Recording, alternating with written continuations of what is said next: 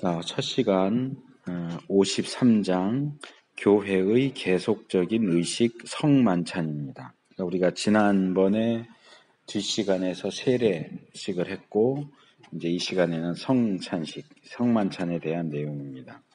이 성만찬은 내용이 좀 여러 개가 들어가 있어요. 여기 앞에 보면 네 가지로 되어 있는데 일단 성만찬에 대해서 여러 교단들과 교파들이 서로 일치하고 있는 내용, 동일하게 다 성만찬은 이런 거다라고 인정하고 있는 내용이 뭐냐? 두 번째는 서로 일치하지 않는 내용, 일치하지 않기 때문에 네가 옳다, 내가 옳다 하고 논쟁하는 주제들이 뭐가 있느냐? 그 다음에는 실제로 각각의 교단과 교파들이 성찬식과 관련해서 주장하는 내용이 뭔가, 카톨릭에서는 성찬식에 대해서 뭐라고 말하고 루터교에서는 뭐라고 말하고 개혁교회는 뭐라고 말하는가. 그 다음에 마지막으로 이게 이제 대부분 비슷한 주제들이 반복되는 거거든요.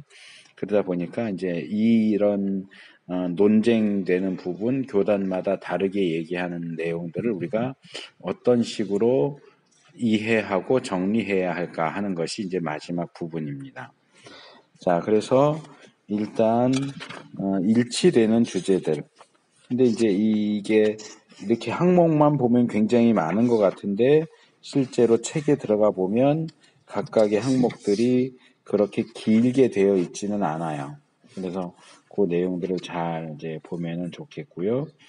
자, 세례는 기독교 신앙에 또는 교회 안에 들어오는 입교 의식입니다. 그러니까 가입하는 의식이지. 기독교에 가입하는 의식이라고 한다면 성찬식은 그렇게 교회에 가입해서 들어온 사람이 교회 안에 머물면서 계속 주기적으로 반복적으로 행하게 되는 의식이다. 계속적인 의식이다. 그렇게 말할 수 있고 특별히 성만찬은 예수님 자신이 만드신 의식이고 예수님 자신이 우리에게 이것을 행해라 라고 명령하신 내용인데 특별히 이것은 예수님의 죽음과 관련되어 있다 하는 것이 이제 기본적인 내용입니다. 그래서 여기 이제 서론적인 부분에서 우리가 성만찬을 대할 때 이상한 사실과 마주치게 된다라고 말해요. 그 뭐냐 하면 기독교라고 이름을 붙인 거의 모든 분파, 교파들은 다 성만찬을 행한다는 거죠. 그러니까 다 성만찬을 인정을 해요. 성만찬 같은 거 필요 없어. 이렇게 말하는 교단은 어디도 없어. 그래서 어느 정도는 성만찬에 대한 기본적인 일치되는 입장이 있는가 하면 또 어떤 부분에서는 굉장히 다른 전혀 일치되지 않는 그런 해석들도 존재한다. 그래서 실제로 이 교회 역사를 보면 이 성만찬을 어떻게 이해할 것이냐에 따라서 교단이 연합되거나 연합되지 못하는 경우들이 실제로 발생했단 말이에요.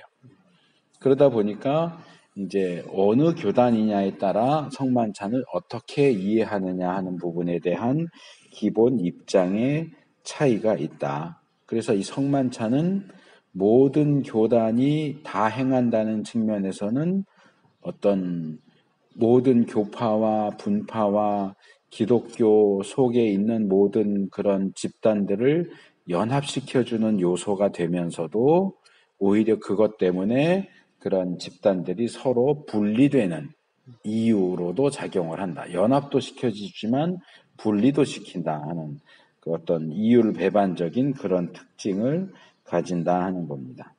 그러면 어떻게 해서 이런 성만찬에 대한 서로 연합될 수 없는 굉장히 이렇게 차이가 많이 나는 그런 입장들을 취하게 됐느냐라고 할 때 가장 근원적인 측면에서 철학적인 전제들이 작용을 하고 있다.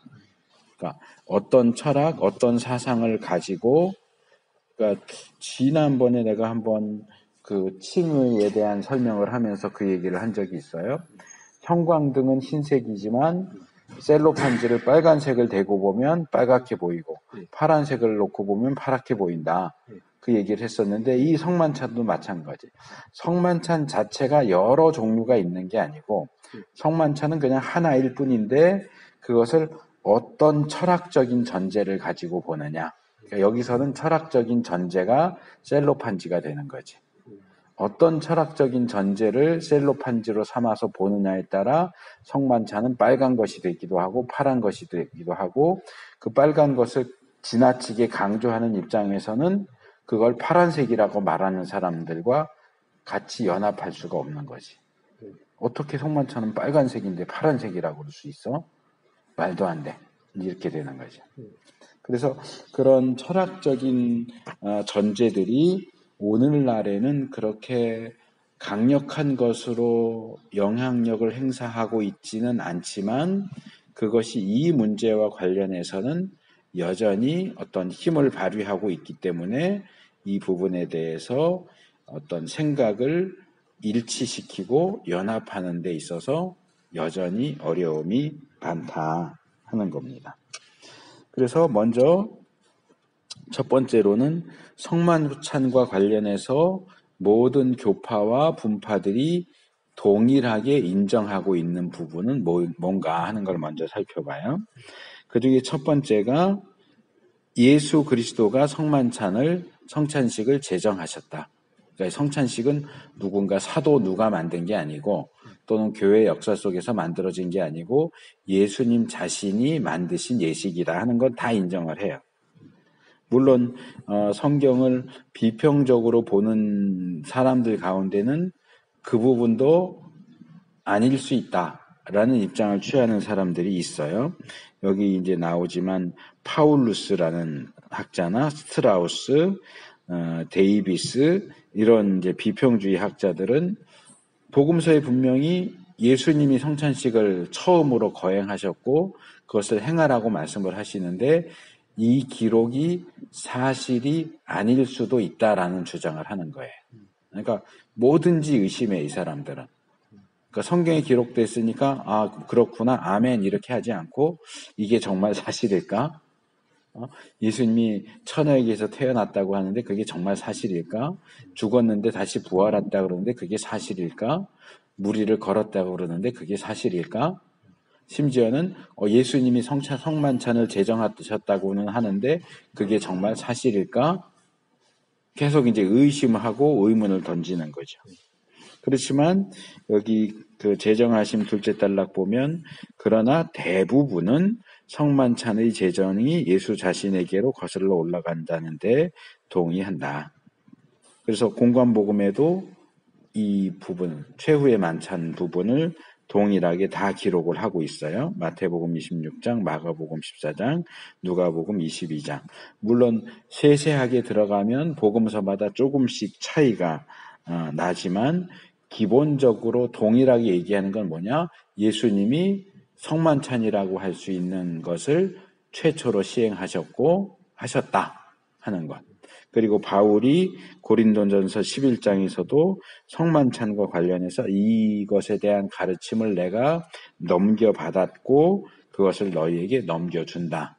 여기 설명을 안 해놨지만 헬라어 단어를 소개를 하고 있죠. 넘겨받았다는 파라람바노, 넘겨줬다는 파라디도미. 요 용어를 여기다 쓴 것은 중요하기 때문에 써놓은 건데 이게 왜 중요한지는 설명을 안 해놨어요. 이제 신약학 입장에서 보면 요 파라람바노, 파라디돔이라고 하는 용어는 전문 용어야. 그러니까 우리가 병원에 가면 의사들이 전문 용어 쓰잖아요. 우리가 모르는. 뭐 맹장염이다 그래도 맹장염이다 이렇게 안 하고 뭐 어쩌고 저쩌고 라틴어 같은 용어를 쓰면서 뭐 혈압이 올라갔다 그래도 우리가 알아듣게 말 안 하잖아. 자기들이 쓰는 전문 용어를 쓴단 말이야. 그것처럼 이것도 그 당시에 전문 용어예요. 누가 쓰던 전문 용어냐? 랍비들이 쓰던 전문 용어예요. 유대 랍비들. 유대 랍비들은 전에 내가 얘기를 했는가 모르겠는데 가르칠 때 예수님처럼 이건 이거, 저건 저거 이렇게 가르치질 않아요. 이게 뭡니까? 이게 뭡니까? 이게 뭡니까? 물어보면, 아, 그건 이거야. 연필이야. 이렇게 얘기하지 않고, 자, 이게 뭐냐고 물었냐? 이게 뭔지에 대해서는 우리 몇 대 조상 랍비는 이게 뭐라고 얘기했고, 그 제자 랍비는 뭐라고 얘기했고, 그 제자는 뭐라고 얘기했다. 그렇고 끝이야. 결론이 없어. 그러니까 거기서 사용되는 전문 용어가 이거야. 그러니까 제일 윗 조상 누가 뭐라고 얘기한 걸 그 밑에 조상이 받은 거야. 넘겨받아서 자기 제자한테 넘겨줬고 그 제자는 또 넘겨받은 것을 또 넘겨주고 넘겨받고 넘겨주고 넘겨받고 넘겨주고 그래서 나도 그걸 넘겨받아서 너한테 넘겨준다. 이 넘겨받았다와 넘겨줬다는 그런 식으로 사용되는 랍비들의 전문 용어예요. 그게 이 바울 같은 경우도 랍비 고위 교육을 받았기 때문에 그런지 모르지만 이 용어를 종종 써요. 그러니까 이것은 굉장히 오래된 전통을 가진 그런 전승, 가르침의 전승이다 하는 사실을 제시하는 전문 용어다. 그러니까 이것을 이제 여기서 지금 내가 설명한 것처럼 자세하게 설명은 안 하고 여기 306페이지 둘째 단 보면 이 전달 과정의 연속이라는 사실. 이게 내가 처음 생각해서 너한테 얘기하는 게 아니고 내 몇 대 스승부터 해서 내려오고 내려온 걸 내가 너한테도 내려준다. 라고 하는 그런 연속성을 얘기하는 거다. 그런 면에서 복음서의 기록이나 바울의 기록을 볼 때 이렇게 전에 내려오고 하는 그 내용들에 의하면 예수님이 처음 성만찬을 만드신 것이 맞다. 그래서 성경을 비평적으로 보는 사람들을 제외하고는 일반적으로는 성만찬이 예수님에게서 시작됐다는 사실은 기본적으로 다 인정한다. 자, 둘째로 반복의 필요성. 자, 이 성만찬은 보통 교회에서 몇 번이나 하죠, 1년에?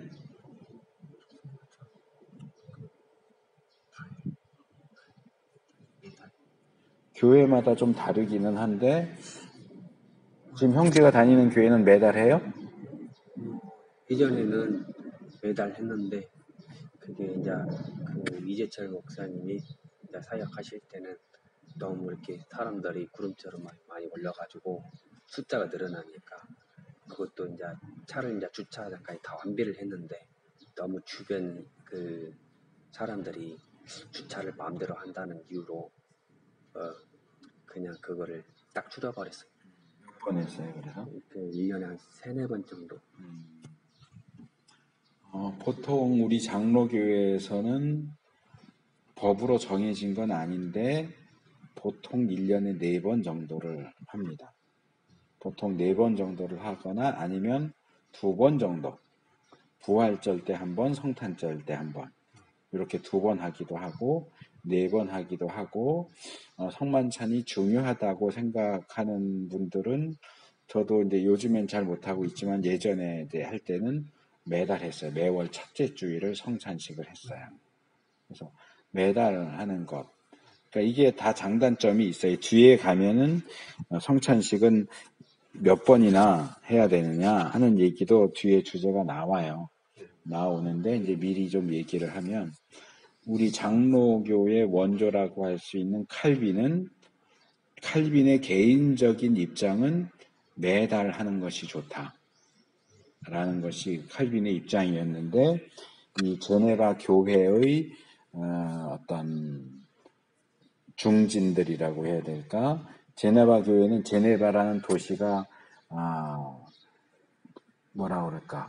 종교 마치 이스라엘이 신정 국가였던 것처럼 제네바 자체가 신정 도시가 되다 보니까 그 도시의 뭐 시의회라든지 시장이라든가 이런 사람들이 교회에까지도 많은 영향력을 행사를 했어요.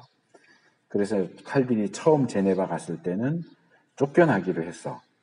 칼빈을 쫓아냈어. 그러다가 이제 문제가 생기니까 이제 다시 불러들였고 칼빈이 그래서 이 교회와 제네바 도시에 대한 영향력을 아주 확고하게 붙잡고 종교개혁을 이끌어 나가죠. 그 이후로는. 근데 어쨌든 그런 상호 관계 속에서 매달은 조금 많다. 그래서 4번 정도로 타협을 본 거예요. 그게 이제 내려오는 건데, 칼빈 개인적으로는 한 달에 한 번 정도 하는 게 적절하다라고 이제 이야기를 했어요. 근데 이제 여기서 문제는 이 성찬식이 우리에게 어떤 유익을 주느냐 하는 문제와 관련해서 그게 이제 실제적인 거냐 상징적인 거냐의 이제 스펙트럼이 굉장히 넓은데 우리가 뒤에서 다 살펴볼 거예요. 근데 그런 우리가 은혜를 하나님으로부터 받기 위해서는 자주 하는 것이 좋지 않겠느냐. 카톨릭에서는 매주 해요. 네, 매주 해요. 1년 52주면 미사 자체가 희생제사이기 때문에 매주 하거든요. 그러니까 이제 카톨릭에서는 매주 하고 개혁교회는 보통 4번, 좀 많이 하는 경우는 12번, 매달 아니면 2번, 1년에 2번. 근데 이렇게 자주 하다 보니까 어떤 문제가 생기냐 하면 타성에 젖는 거야.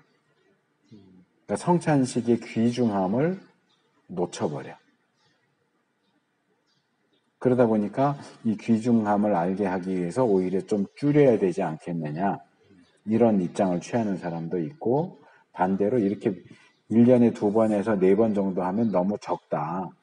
우리가 이 성찬식을 통해서 주님이 약속하신 은혜를 받아 누릴 수 있어야 되는데 너무 적은 거 아니냐. 좀 횟수를 늘려야 된다.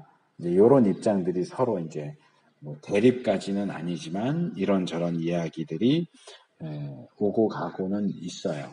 그래서 얼만큼 해야 하느냐 하는 부분은 일치된 내용이 없지만 기본적으로 일치되는 건 뭐냐면 반복되어야 한다.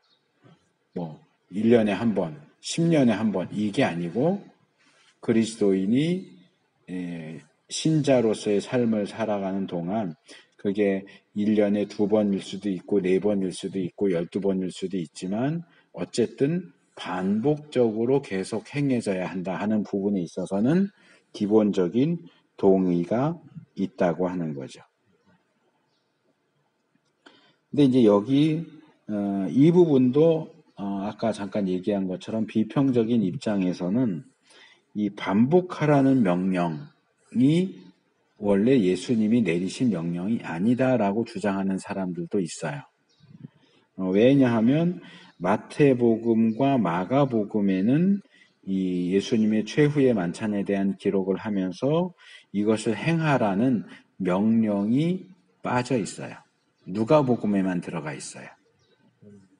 3개의 복음서 중에 하나에만 들어가 있고 나머지 2개는 이걸 행해라 하는 명령이 없다는 거지.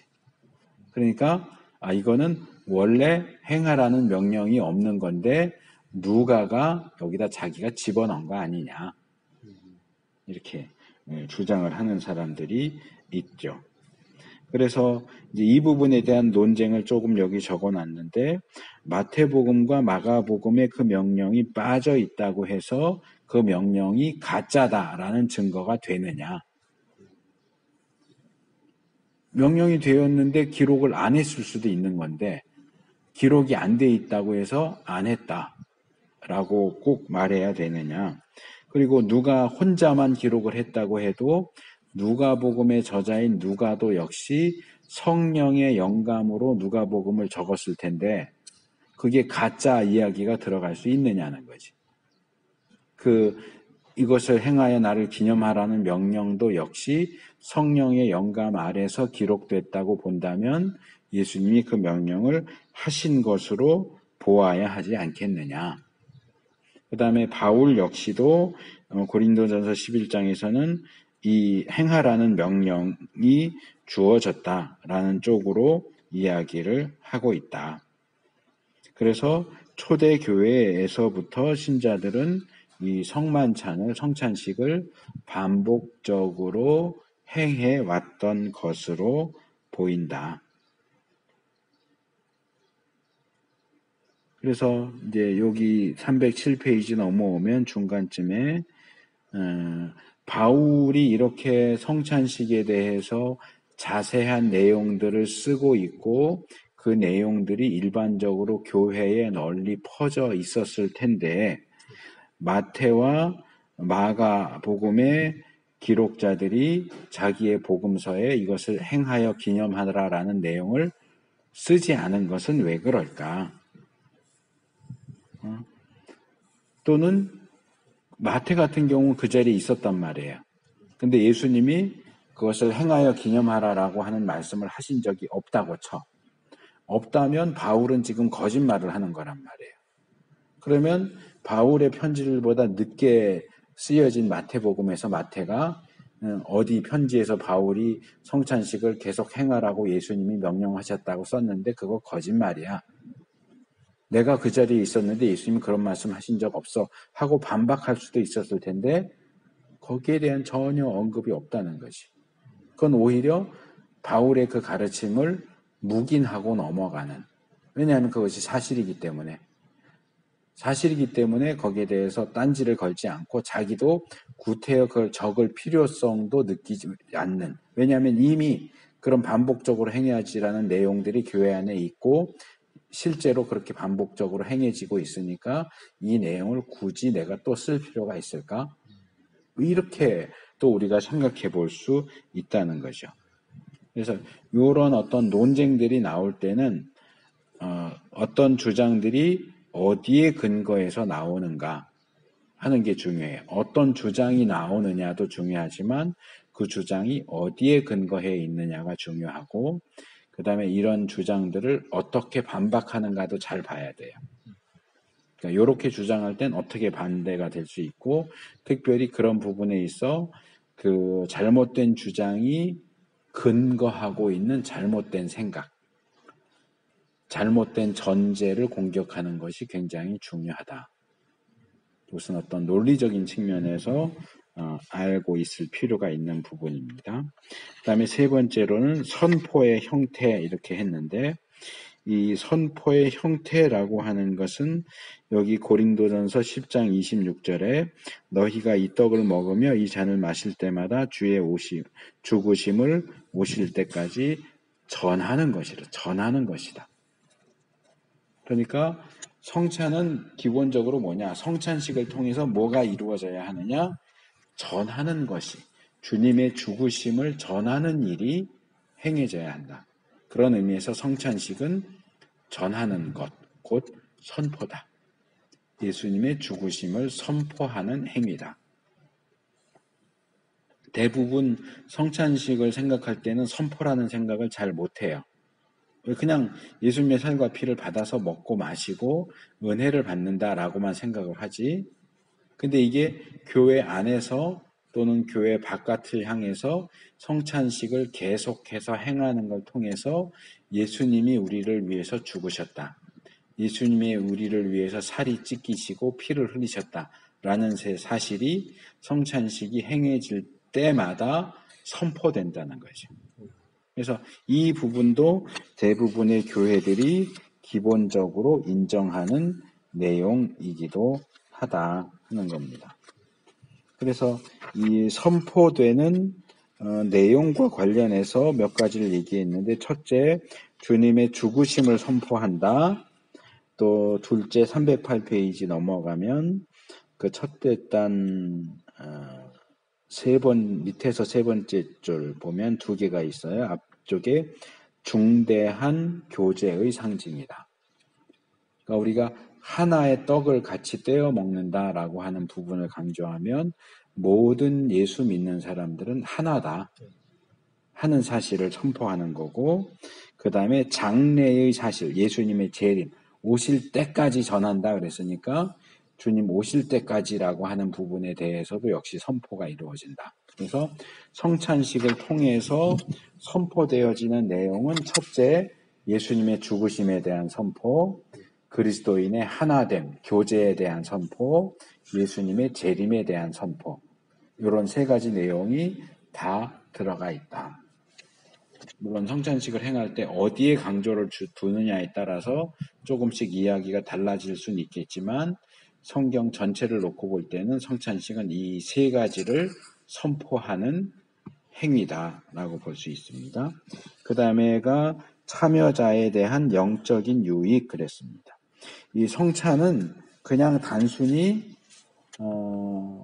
이제 이것도 성찬에 대한 견해들 중에 하나 있긴 한데 그냥 기념이냐, 그냥 기억하는 거냐, 아 그러셨었지, 그런 일이 있었지, 그냥 그것을 회고시켜주는 그런 정도만 의미를 가지고 있는 것이냐, 아니면 성찬식을 통해서 우리가 어떤 영적 유익을 받을 수 있는 것이냐라고 할 때 쯔빙글리도 이 성찬식과 관련해서 기념서를 주장하지만 기념하는 것 역시도 어떤 영적 유익을 우리에게 준다라고 하는 건 인정을 해요. 그러니까 그러다 보니까 모든 분파가 성찬식을 통해서 우리가 받는 유익이 구체적으로 어떤 것이냐라고 할 때는 견해가 달라지지만 그냥 뭉뚱그려서 성찬식을 통해서 우리가 영적인 유익을 얻게 된다라고 하는 부분은 역시 다 동일하게 인정을 한다고 하는 거죠. 이제 그걸 요약을 한 게 제일 마지막 줄에 있는데 우리를 구원이나 성장으로 인도하거나 공헌한다. 우리를 구원으로 인도하고 성장으로 인도한다. 그래서 이건 이제 다르게 말하면 이제 조직신학에서는 성찬식을 은혜의 수단, 하나님께서 우리에게 은혜를 베푸시는 어떤 방법 중에 하나라고 얘기를 해요. 그 은혜의 수단이라고 하는 건 보통 세 가지가 얘기가 되는데 하나는 말씀, 또 하나는 기도, 그 다음에 마지막이 성찬이에요. 하나님이 우리에게 말씀을 통해서 기도를 통해서 그리고 성례식을 통해서 우리에게 은혜를 주신다. 보통 그렇게 얘기를 합니다. 그 다음에 그리스도의 제자들에게 제한됨. 요게 요즘에 조금 무너진 듯한 느낌이 있기는 해요. 요것도 이제 뒤에도 계속 나오기는 할 거예요. 일단 성찬식은 믿는 사람들만 받을 수 있다. 불신자에게도 주느냐? 아니다. 불신자는 받을 수 없다. 예수 믿는다고 신앙 고백한 사람들만 받을 수 있다. 근데 이 부분에 있어서도 견해 차이가 좀 있어요. 근데 우리 장로교 같은 경우는 기본적인 입장이 뭐냐 하면 성찬식은 세례교인 이상 받는다. 그러니까 세례를 받은 사람만 성찬을 받을 수 있다. 교회 다니는 사람, 교회 다닌 지 이제 얼마 안 됐고 또는 몇 년 됐는데도 세례를 안 받았다. 그러면 성찬식을 받을 수 없는 것으로 이야기를 합니다. 그래서 늘 목사님들이 성찬식 인도하실 때는 이 성찬은 세례교인 이상만 받을 수 있습니다. 라고 얘기를 하는 게 그거예요. 세례 받지 않은 사람은 정말 먹고 싶어도 먹으면 안 되는 거예요. 자기만, 다른 사람 다 먹는데 자기만 못 먹으면 나도 슬쩍 먹을까 이렇게 생각할 수도 있는데 이것은 교회에서 행해지는 아주 중요하고 고귀한 의식이기 때문에 자격이 없는 사람에게는 줄 수 없다라고 하는 게 기본적인 입장입니다. 근데 이제 이게 교단 따라 다르다고 그랬잖아요. 그러니까 장로교는 그렇게 엄격하게 규정을 하고 있는데 요즘 어떤 교회들은 제가 있었던 거기도 장로교회인데 담임 목사님이 그렇게 하더라고요. 어디 큰 교회 부목사로 사역하다가 오신 분인데 성찬식을 금요일 날 해. 금요 기도회 때 성찬식을 하면서 세례 교인만 받으십시오라는 얘기를 안 하고 그냥 그 금요 기도에 참석한 사람들 다 성찬을 받도록 그렇게 하더라고요. 이게 이상하다. 왜 이렇게 하지? 요즘엔 큰 교회들이 이렇게 하나라는 생각이 들었는데 그러니까 어떤 이들은 여기 그리스도의 제자에게 제한됨 그랬잖아. 예수 믿는 사람이 받는 거다. 예수 믿는 사람을 꼭 세례 받은 사람으로만 제한시킬 필요가 있느냐? 예수 믿으니까 교회 나온 거 아니야. 금요 기도회까지 나올 정도면 예수 믿는 거 아니야? 세례 안 받았어도 성찬 받을 수 있지 않아? 이런 식으로 그 기준을 더 낮추는 그런 입장들도 있는 것 같아요. 그러니까 교회에 나왔다면 세례를 안 받았을지라도 성찬식이 행해지는 그날 교회 예배에 참석했다면 성찬을 받게 해도 무방하지 않겠느냐. 이런 입장들도 있는 것 같고, 반대 방향으로 가서 세례를 받은 사람들만 성찬을 받을 수 있다고 해도 바울이 뭐라고 얘기해요? 자기를 돌아봐라. 자기를 돌아보고 성찬에 참여해야지, 그렇게 하지 않고 그냥 난 세례 받은 사람이니까 하고 무턱대고 성찬을 받았다가는 징벌을 받을 수도 있다. 몸이 아플 수도 있고 심지어는 죽을 수도 있다. 라고 하기 때문에 예수 믿고 세례를 받았다고 할지라도 성찬식을 받기에 적합한 수준의 어떤 그 정결함과 거룩성을 유지한 사람들만 받을 수 있다. 그러니까 세례 받았다는 것도 제일 하한 선인 거예요. 커트라인이. 세례 받았다고 다 받을 수 있는 게 아니고 성찬을 받을 만한 상태일 경우에만 받을 수 있다. 이렇게 더 엄격하게 빡빡하게 주장하는 입장도 있어요. 그냥 교회 나왔으면 다 받을 수 있다라고 하는 입장에서부터 세례 받았어도 안 되고 그 수준과 상태가 성찬식을 받기에 합당한 정도여야 받을 수 있다라고 하는 입장도 있고, 이것도 이제 차이가 있지만 이걸 뭉뚱그려서 말하면 그거죠. 어쨌든 예수 믿는 사람만 받을 수 있다. 예수 믿지 않는 사람은 받을 수 없다. 그 다음에 마지막으로 수평적인 차원 이렇게 했는데, 이건 뭐냐? 성만찬은 주의 몸이거나 혹은 그것을 나타낸다. 이것은 또한 몸, 즉 교회를 위한 것이다. 그랬죠. 그래서 여기 이제 몸이라는 단어가 앞에 뒤에 다 나와요. 우리가 성찬식에서 받아 먹는 그 떡과 잔도 그리스도의 몸이고, 그리스도의 몸인 떡과 잔은 역시 그리스도의 몸인 교회를 위해서 주어지는 것이다. 이제 수평적 차원이라고 하는 게 용어를 왜 굳이 그렇게 수평적 차원이라고 붙였는지는 모르겠는데, 어쨌든 여기서 이야기하고 있는 것은 그거예요. 그래서 그리스도의 몸된 떡과 잔은 그리스도의 몸된 교회만이 소유할 수 있는 것이다. 이 부분에 있어서는 그러니까 앞에 거랑 비슷하죠. 믿는 사람만 받을 수 있다. 그러니까 성찬식은 교회만 행할 수 있다. 그러니까 어디 뭐 교회가 아닌 집단, 선교단체라든지 믿는 사람들이 몇 명 모여있는 무슨 신우회 이런 데서 성찬식을 행할 수 있느냐? 교회가 아니라면 안 된다. 라고 하는 입장인 거예요. 교회에서만 성찬식을 행할 수 있다. 자, 이번에는 논쟁적인 주제들입니다. 논쟁적인, 이제 성찬식에 대해서 기본적으로 동의하는 것들이 우리가 여지까지 살펴본 내용이고, 이제는 서로 동의하지 못하는 주제들. 첫 번째가 그리스도의 임재입니다. 자, 성찬식, 우리가 성찬식을 하면서 떡과 잔을 받아서 먹고 마시는데, 이 떡과 잔에 예수님이 임재하시느냐, 임재하시지 않느냐, 임재하신다면 어떤 방식으로 임재하시느냐, 이 문제인 거예요. 그래서 성찬식과 관련된 가장 중요한 논쟁의 주제가 바로 이거예요.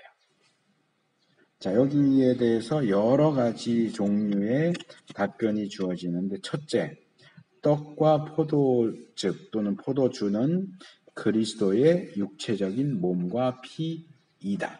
여기서 중요한 건 이다예요. 이다. 왜? 예수님이 떡과 잔을 나누시면서 이것은 내 몸이다, 이것은 내 피다 이렇게 말씀하셨으니까, 우리가 성찬식 때 떡을 받아 먹는데 이게 뭐 카스테라 잘라서 하기도 하고, 카톨릭에서는 이제 성채라고 해서 이 전병같이 생긴 조그만 미니 전병 같은 거 해서 먹지만, 겉으로 볼 때는 빵 같고 과자 같지만 신부가 축복 기도를 하면 그것이 실제로 예수 그리스도의 살과 피가 된다. 살과 피로 변한다. 그렇기 때문에 겉으로 보기에는 빵 같고 과자 같지만 그것은 예수 그리스도의 살과 피이다. 이게 이제 로마 카톨릭의 주장이에요. 이걸 화채설이라고 말하는 거죠. 몸이 된다는 거죠. 예수 그리스도의 몸이 된다. 그 다음에 떡과 포도즙은 육체적인 몸과 그리스도의 육체적인 몸과 피를 포함한다. 이건 이제 루터파의 주장이에요. 이제 이게 공제설이에요. 공제, 함께 있는다 그 말이에요. 그래서 그게 예수님의 살과 피가 되는 건 아니지만 예수님이 거기에 임재하신다. 근데 예수님이 성육신 하셔서 지금도 육신을 가지고 계시잖아요. 부활체이긴 하지만 영으로만 존재하는 게 아니고 신인으로서 영과 육을 함께 가지고 계신 그런 독특한 존재로 존재하시기 때문에 그 예수님이 떡과 잔에 임재하신다고 할 때는 영으로만 임재하시는 게 아니고 그 부활체로서의 몸도 같이 임재하신다. 그러니까 같이 있다. 그게 이제 루터가 주장하는 공제설. 그 다음에 칼빈이 주장하는 건 이거예요. 떡과 포도즙은 몸과 피를 영적으로 포함한다. 그러니까 이건 영적 임재설. 그러니까 몸은 아니고 몸이 어떻게 동시에 여러 군데 있을 수 있어. 영만 가능해. 그렇게 동시에 여러 곳에 한꺼번에 동시에 있을 수 있는 것은 영만 가능하니까 예수님이 거기에 임재하시는 건 맞는데 예수님의 몸은 빼고 영만 임재하셔. 이게 칼빈의 견해예요. 영적 임재설. 루터는 영과 육이 함께 다 임재한다. 카톨릭은 영과 육, 몸이 된다. 몸이 된다. 그 다음에 이제 네 번째가 그것들은 살과 피를 상징한다. 이제 이게 쯔빙글리의 견해예요. 기념설이에요. 그건 그냥 상징이다. 실제 예수님의 몸과는 아무 관계가 없어. 그냥 그거는 목사가 기도를 하든 신부가 기도를 하든 그냥 여전히 그냥 빵이고 포도주지. 그게 무슨 예수님의 살과 피냐. 그냥 살과 피를 상징하는 것일 뿐이야. 그래서 이렇게 네 가지 입장이 예수님의 임재와 관련해서 주장이 되고 있어요. 그리고 이것 때문에 이제 이어서 나오는 다른 문제들도 있지만 종교개혁 당시에 여러 차례 회의가 모였어요. 종교개혁을 하는 사람들끼리. 우리가 이 로마 카톨릭을 반대하고 성경 말씀으로 돌아가자고 하고 오직 하나님의 영광, 오직 하나님의 은혜, 이신칭 이걸 주장하면서 나왔는데 우리끼리도 이렇게 나눠져서 싸우면 어떻게 하겠냐. 우리도 하나로 합쳐야 되지 않겠느냐. 그래서 이 종교개혁의 루터 입장, 칼빈 입장, 쯔빙글리 입장 이런 이제 그 부류들이 함께 모여서 회의를 해서 이거 동의해 안 해 그러면서 하나씩 체크하면서 다 넘어갔어요. 그래 이거 우리가 같이 동의할 수 있어. 그런데 마지막에 여기서 걸렸어. 루터는 공제설, 쯔빙글리는 기념설, 칼빈은 영적 임재설을 주장하면서 어떻게든 루터와 쯔빙글리를 그러니까 당사자는 아니에요. 쯔빙글리는 종교개혁 초기에 죽었어요. 그러니까 쯔빙글리의 후계자들이겠지. 그러니까 진영이라고 말해야 되겠다. 루터의 진영과 쯔빙글리의 진영을 화해시키려고 어떻게든 그 동의를 얻어보려고 굉장히 칼빈은 노력을 했고 그런 와중에서 이제 영적 임재설 그 중간 입장인 거지. 공제설과 기념설의 중간 입장인 영적 임재설을 주장을 했는데 쯔빙글리 쪽에서도 전혀 기념설 이외의 것을 인정할 생각이 없었고 루터 쪽에서는 실제로 루터가 참석을 했는데 루터도 쯔빙글리의 견해를 받아들일 생각이 전혀 없었어요. 그래서 회의 내내 계속 루터는 산 사람이에요. 그러니까 자란 동네가 산촌이야. 그러다 보니까 좀 거칠어. 성격도 급하고 거칠고 우락부락한 사람이에요. 그러니까 내내 성경에 예수님이 이것은 나의 몸이라, 이것은 나의 피라 라고 말씀하셨다는 사실을 계속 큰 소리로 떠들었어.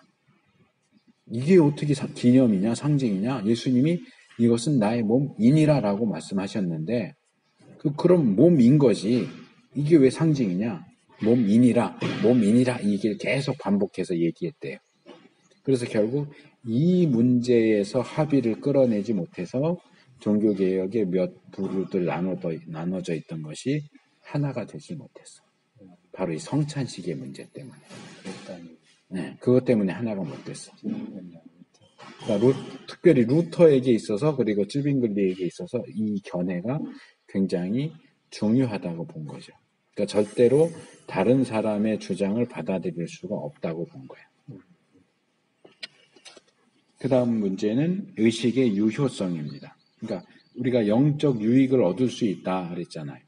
그러니까 그러면 성찬식을 통해서 우리가 얻을 수 있는 유익이 뭐냐? 어떤 효과를 우리에게 주느냐? 여기 세 가지가 나왔어요. 첫째는 로마 카톨릭의 입장. 실제로 성찬을 받는 사람, 여기 성찬 배령자 그랬는데, 성찬을 받는 사람에게 실제적인 은혜를 전달한다. 이 카톨릭의 입장이에요. 이것은 그 안에서 다른 방식으로는 일어나지 않을 영적인 변화들을 초래하는 능력을 가지고 있다.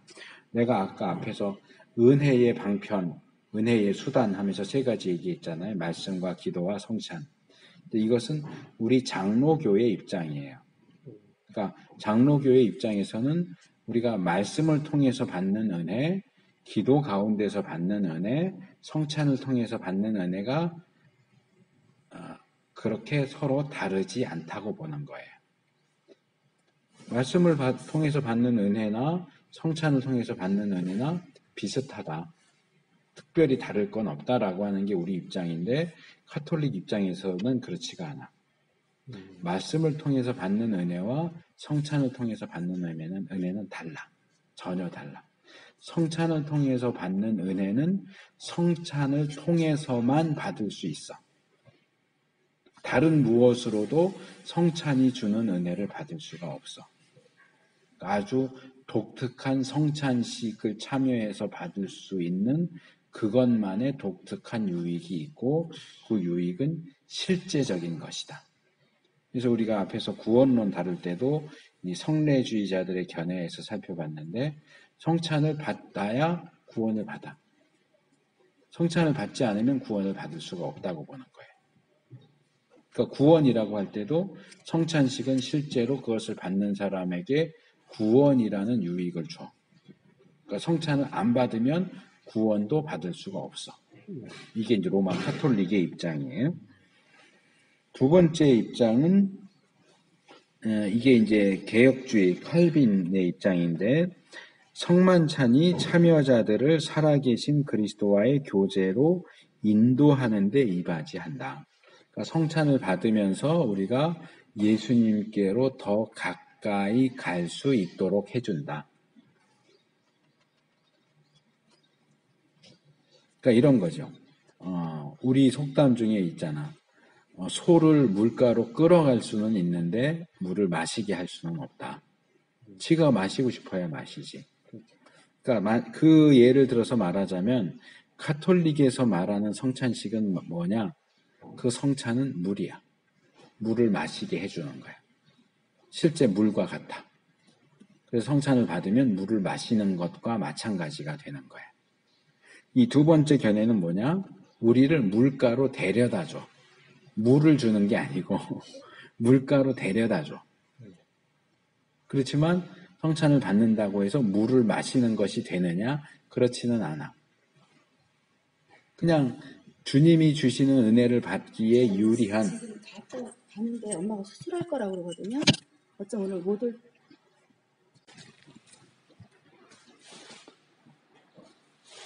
그래서 이 두 번째 견해에 의하면 이 성찬이 주는 은혜는 예수님 가까이로 이끌어주는 것이지 실제로 무언가를 주는 거는 아니야. 그렇지만 예수님 가까이로 우리를 이끌어 준다는 면에서 그것도 역시 하나의 은혜이기 때문에 그런 은혜를 받는다고 보는 거고, 세 번째 견해는 주께서 임재하시며 우리에게 유익하다는 진리를 단순히 생각나게 하는 것으로서 성만찬이 사용된다고 주장한다. 이건 뭐냐면 물가로 데려다 주는 것도 아니고 아, 그 개울가 거기 있었지 하고 생각나게 해준다는 거야. 생각만 나게 해주는 그런 정도. 그러니까 훨씬 성찬이 주는 유익이 이렇게 아주 얕아지는 거지. 카톨릭에서는 아예 물을 마실 수 있게 물을 주는 게 되는 거고, 두 번째 견해는 물가로 데려다 주는데 얘는 물가로 데려다 주는 것도 아니야. 아, 물가가 거기 있었지라고 생각나게, 기억나게 하는 정도의 수준. 그러니까 그런 점에서는 설교와 상당히 동일하다. 그러니까 설교도 우리가 설교를 듣는다고 내가 변화하진 않아요. 설교를 통해서 사랑해야 됩니다라고 말씀을 듣는다고 해서 사랑하게 되지는 않아요. 그렇죠? 사랑해야지, 사랑해야 되는구나 하는 정도의 수준이야. 그러니까 이 성찬식도 그 정도 수준이다라고 이제 얘기를 하는 거죠. 그래서 이 유효성 부분에서도 아주 실제적인 부분에서부터 그냥 생각나게 해주는 정도 수준까지 다양한 견해가 있습니다. 그 다음에 적합한 집례자. 이건 뭐냐? 성찬식을 누가 집례할 수 있느냐? 성찬식을 누가 집례해야 되냐? 반드시 신부나 목사가 있어야 되느냐? 신부나 목사가 없으면 장로가 없으면 집사가 없으면 평신도가 성찬식을 시행해도 되느냐? 이 부분도 많이 논란이 된 거예요. 그래서 이 카톨릭 입장에서는 이 성례주의하고 밀접하게 연결되어 있는 것이 사제주의다 그래요. 사제주의. 그래서 사제가 있는 곳에 성찬이 있어요. 사제가 없으면 성찬식을 행할 수가 없어요. 떡, 포도주 다 있어도 사제가 없으면 행할 수가 없어요. 행할 수가 없을 뿐만 아니라 앞에서 말한 것 같은 실제적인 효과가 발휘되지가 않아요. 사제가 정상적인 방식을 통해서 성찬식을 집례하지 않으면 그 성찬은 무효야. 하나마나 한 게 돼버려. 이게 카톨릭의 입장이에요. 그래서 아까 신부가 축복 기도를 하면 떡과 잔이 실제로 예수님의 살과 피가 된다고 그랬잖아. 그러니까 이 사제 서품을 받은 사제가 정상적으로 그렇게 기도해야만 그게 살과 피가 되지, 그렇지 않은 사람이 기도하면 그건 여전히 그냥 떡하고 포도주지 살과 피가 되지 않는다고 봐. 그러니까 되지 않으니까 효과도 없는 거예요, 당연히. 그 다음에 우리 입장은 안수받은 목사가 해야 된다라고 하는 입장이 이 교재에는 안 나와 있어요. 그것은 이 초대교회 당시에 있었던 배교자들의 문제하고도 연결이 돼 있는데, 이제 초대교회사를 배우면 랩시라고 하는 게 있어요. 영어로 랩시, LAPSY. 랩시가 있는데 이게 배교자를 가리키는 거예요. 목사인데 핍박을 받으니까 기독교 신앙을 버린 사람이야. 기독교 신앙을 버렸어. 그러고선 박해가 지나가니까 나 다시 목사하겠다고 이렇게 나와. 그런 사람을 받아줄 수 있느냐. 또 이 사람이 배교하기 전에 누군가에게 세례를 주거나 성만찬을 행했다면 그 세례와 성만찬이 효과가 있겠느냐. 결국은 배교한 사람이 한 건데. 그래서 이것도 굉장히 중요한 논쟁이 됐었는데 여러 번의 종교회의를 거쳐서 그건 상관이 없다. 왜? 카톨릭에서는 누가 집례하느냐가 굉장히 중요해. 서품 받은 사제가 집례해야만 성찬식이나 세례식이 유효한 것이 되지만 거기에 대해서는 우리가 인정하지 않기 때문에 목사가 문제가 있을지라도 세례나 성찬식은 목사의 권위에 의해서 행해지는 게 아니고 하나님의 명령에 의해서 행해지기 때문에 그 명령에 따라서 행해졌다면 그 사람이 나중에 배교를 했다고 해도 그 전에 행한 세례나 성찬식은 유효하다라고 보는 거예요. 그러나 안수받지 않은 목사가 성찬식이나 세례를 베푸는 것에 대해서는 상당히 제한적으로 봅니다. 그러니까 아주 특수한 형태, 뭐 선교지에 선교사는 선교사인데 목사가 아니야. 들어가 선교해서 교회도 세우고 세례도 이제 줘야 되고 성찬식도 하고 싶은데 목사가 없어. 너무 오지라서 목사가 안 와. 그럴 경우에는 예외적으로 허락을 하는 경우도 있어요. 평신도에게. 이건 아주 예외적인 경우죠. 주위에 목사가 없는 경우. 그러니까 가톨릭은 그 예외적인 경우도 인정을 안 해요. 반드시 신부가 있어야 돼. 근데 우리 장로교는 그런 예외적인 경우에는 평신도도 할 수 있는 걸로 허락을 해요. 그런데 그걸 늘 이렇게 당연하다는 듯이 그렇게 할 수 있도록 허락하는 건 아니고 특별 케이스로서 그렇게 이제 얘기를 하는 거고. 예. 근데 이제 또 아주 자유로운 그런 집단들은 왜 꼭 목사만 해야 되냐? 평신도도 할 수 있다라고 주장을 해요. 근거 중에 하나가 뭐냐 하면 사도행전에 보면 빌립이 에디오피아 내시를 세례를 주는데 그 빌립은 사도 빌립이 아니고 집사 빌립이거든. 그 집사도 세례를 줬지 않느냐. 그러니까 초대교회 당시에 보니까 꼭 사도만 세례를 줬던 것 같진 않아. 그렇다면 성찬식도 꼭 사도만 집례를 했다라고 보기가 어려울 수도 있지. 그러니까 교회의 장로들, 목사가 없을 경우에는 장로들이나 안수 집사들도 어쩌면 세례나 성찬식을 거행했을 수도 있지 않느냐. 그러니까 이 사람들의 주장은 뭐냐면 목사가 있어도 꼭 목사만 해야 되냐? 우리도 할 수 있다. 이렇게 되는 거지. 그러니까 이런 예식의 집례가 목사들만의 전용물이 아니라 예수 믿는 사람은 누구라도 할 수 있는 거다라는 식으로 완전히 이제 어떤 제한도 없이 다 풀어버리는 거지. 그래서 이 부분에서 중요하게 봐야 될 것은 여기 마지막 단락에 교회와 성직자들의 관계에 대한 강조다 그랬죠. 그래서 집례자에 대한 정확한 자격을 자세하게 말하는 몇몇 단체들은 그럼에도 불구하고 교회를 더 크게 강조한다. 성직자들은 교회의 기관이며 성직자는 단순히 그것을 지정된 대표이다. 다른 단체들은 그 자체로서의 성직과 적절한 성직 수임을 강조한다.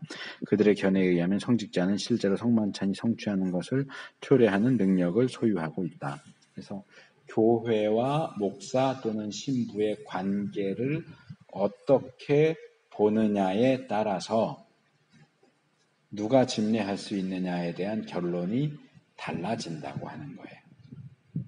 근데 뭐 우리는 아무래도 장로교니까 장로교의 기본적인 입장을 지지하는 걸로 입장을 취하는 것이 좋겠죠.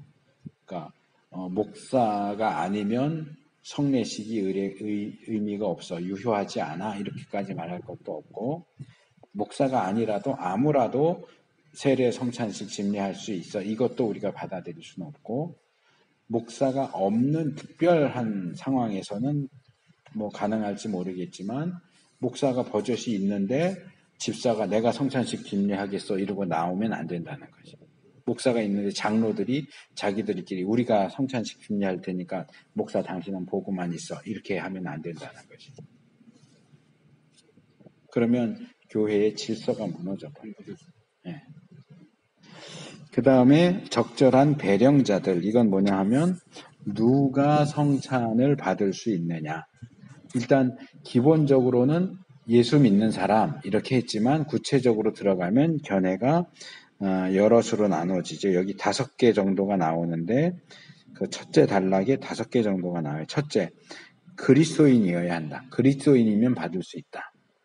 둘째 줄, 세례를 받아야 된다. 둘째 줄, 셋째 줄 세례를 받아야 된다. 셋째, 어떤 지역 회중들은 오직 그들 자신의 회원들에게만 떡과 포도즙을 분배한다.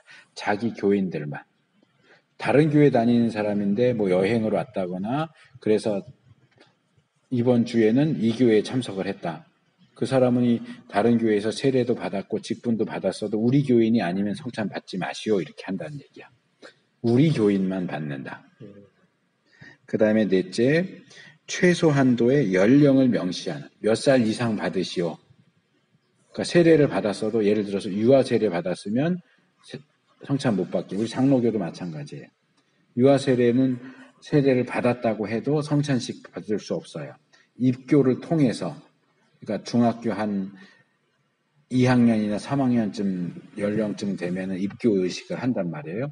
유아 세례는 부모의 믿음으로 세례를 받은 거니까 입교식에서는 그 받은 세례를 나도 그 믿음을 동일하게 고백하고 인정합니다라고 하는 게 입교 의식이야. 그때는 세례를 다시 받을 필요가 없어. 한번 받았기 때문에. 그러면 이제 성인이 돼서 세례 받은 사람과 동일한 자격으로 인정을 해서 입교를 받은 이후에는 성만찬에 참석을 할 수 있죠. 입교하기 전에는 유아 세례를 받았다고 해도 성만찬을 받도록 해주지 않아요. 그러니까 이제 그런 케이스를 말할 수 있는 거고, 마지막 다섯 번째가 다섯째 줄 특별한 단계의 영적인 준비성이 적어도 묵시적으로 혹은 비공식적으로 종종 요구된다. 그래서 뭐 예를 들어서 교회에 따라 다를 수 있는데 뭐 우리 장로교 헌법에 의하면 성찬식을 행할 때는 최소한 일주일 전에 광고를 해야 돼요. 네. 다음 주에 성찬식이 있습니다. 광고 안 해놓고 오늘 성찬식 하겠습니다. 이렇게 하면 안 되게 돼 있어요. 왜냐하면 그 일주일 동안 성찬을 받기에 적합한 수준과 상태가 되도록 준비하라는 거예요. 근데 이게 이제 강한 그런 집단 같으면 그 일주일 동안은 뭐 예를 들어서 최소한 며칠은 금식을 하라든지 고해를 하라든지 그렇게 하지 않은 사람은 세례교인이라도 성찬 주지 않겠다든지 이런 식으로 하는 조금 강한 집단도 있을 수 있다. 그래서 그리스도인이면 다 된다라는 가장 널널한 입장에서부터 세례를 받아야 된다. 자기 교회 교회 출석 교인만 준다. 나이가 돼야 된다. 영적인 준비가 돼야 된다. 이런 식으로 다양한 주장들이 있어요. 또 하나 이것과 관련된 내용은 평신도들이 떡과 포도주를 다 받을 수 있느냐 하는 문제예요. 이게 왜 문제가 되느냐 하면 우리 개신교는 문제가 안 돼요. 다 주니까. 떡도 주고 잔도 주잖아요. 다. 네. 근데 이제 가톨릭의 경우는 잔을 안 줘요. 매주 이렇게 미사를 하면서 성도들에게는 신자들에게는 떡만 주고 잔은 집례하는 신부만 대표로 혼자 마셔. 그래서 그런 입장에 대해서 우리가 어떻게 이해를 해야 되느냐. 이 루터가 교회의 바벨론 포로들이라고 하는 소책자. 이 루터와 관련해서는 세 가지 정도의 소책자인데요. 기본적으로 읽어볼 필요가 있는 부분입니다. 종교개혁사 배우면 기본적으로 봐야 되는데 독일 크리스찬 귀족들에게 고함이라는 책이 있고 그 다음에 교회의 바벨론 포로가 있고 또 하나가 정확히 기억이 안 나는데 의지의 자유에 대한 거였던가 이 컨콜디아사가 이 루터 교단에서 하는 출판사예요. 이 컨콜디아사에서 그 요만하게 소책자로 3권이 나와 있어요. 다 루터의 소논문 해가지고 나와 있는데 그런 거 좀 볼 필요가 있습니다. 컨콜디아사요? 컨콜디아.